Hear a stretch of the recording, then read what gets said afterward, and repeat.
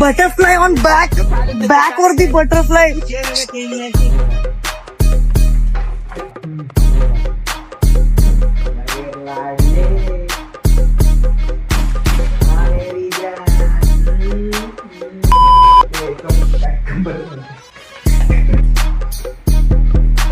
डिक्टो बोल, काय बोलली होती तू आता आम्हाला?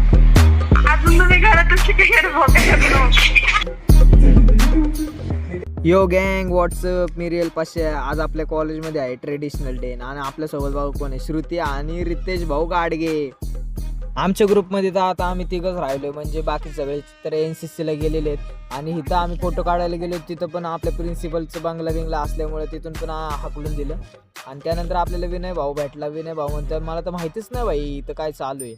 त्यानंतर आपल्याला फोन आला की आपल्याला जायचं आहे आपल्या डिपार्टमेंटच्या वर्गात. मग वर्गात गेल्यावर बघतोय तर काय भाई इथं सगळ्यांच्या तर नाच धिंगाणं चालूच आहे.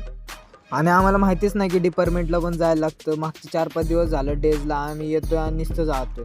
आजच कळतं की डिपार्टमेंटला पण जायला लागतं. मग सर म्हटले चला खाली जाऊन फोटो काढू.